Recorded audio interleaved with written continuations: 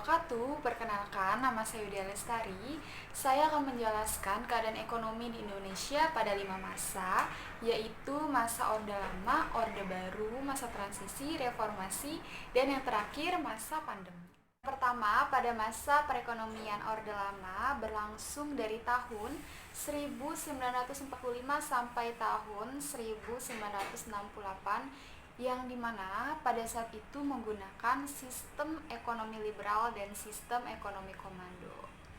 Dan hampir seluruh program perekonomian pemerintah masa Soekarno pada saat itu hampir kandas di tengah jalan, yang disebabkan oleh situasi politik yang diwarnai dengan sabotase. Dan yang kedua, pertarungan kekuasaan antar elit politik di tingkat nasional yang menyebabkan jatuh bangunnya kabinet. Penyebab yang ketiga adalah borjuasi pribumi yang menjadi kekuatan pokok dalam mendorong kegiatan perekonomian. Justru dia tidak memiliki basis borjuis yang tangguh. Yang kedua yaitu masa perekonomian Orde Baru. Di fase ini di bawah pimpinan Bapak Soeharto, dengan kondisi saat itu inflasi kita sangat tinggi, yaitu 650% setahun. Untuk menekan inflasi yang sangat tinggi, Bapak Soeharto membuat kebijakan yang jauh berbeda dari Bapak Soekarno, yaitu menertibkan sektor perbankan, anggaran, dan mengembalikan ekonomi pasar. Ketiga yaitu masa perekonomian transisi.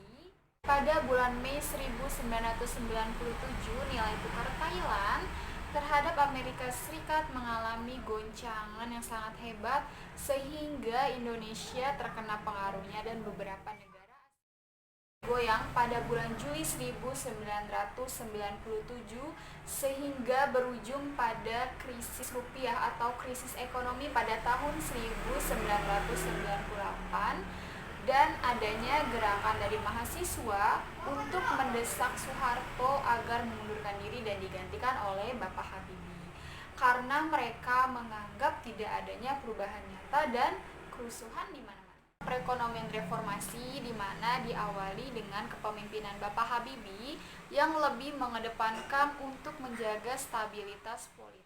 Dan dilanjutkan dengan masa pemerintahan Bapak Abdurrahman Wahid. Di sini sudah mulai ada perbaikan, namun pada masa pemerintahan ini praktisi masalah dalam negeri tidak dapat diselesaikan dengan baik. Dengan masa pemerintahan Megawati Soekarno Putri, masalah yang mendesak pada saat itu adalah pemulihan ekonomi dan penegakan hukum. Kemudian dilanjutkan dengan masa pemerintahan Bapak Susilo Bambang Yudhoyono, yang dimana terdapat kebijakan kontroversial, yaitu mengurangi subsidi BBM yang akan dialihkan ke sektor pendidikan, kesehatan, dan kesejahteraan masyarakat. Namun dari para presiden ini masih belum terdapat peningkatan ekonomi yang cukup signifikan, karena masih adanya masalah-masalah yang ditinggalkan pada masa Orde Baru. Pada masa perekonomian saat ini atau pada masa ekonomi pandemi, itu banyak yang beranggapan bahwa sistem ekonomi lebih condong kepada sistem liberal atau kapitalis, di mana orang-orang bebas untuk melakukan kegiatan ekonomi. Intinya dari sistem ekonomi ini adalah orang-orang bebas untuk melakukan kegiatan ekonomi apapun, dan tidak heran untuk para kaum pemodal makin superpower. Yang kaya makin kaya dan yang miskin makin miskin. Tentunya ada dampak negatif dan dampak positif dari sistem ini. Dampak positifnya adalah dari segi permodalan, kita jadi lebih mudah untuk mendapatkan modal dengan cepat. Namun dari dampak negatifnya adalah banyak kemiskinan, lalu banyak pengangguran di mana-mana. Sekian video dari saya. Wassalamualaikum warahmatullahi wabarakatuh.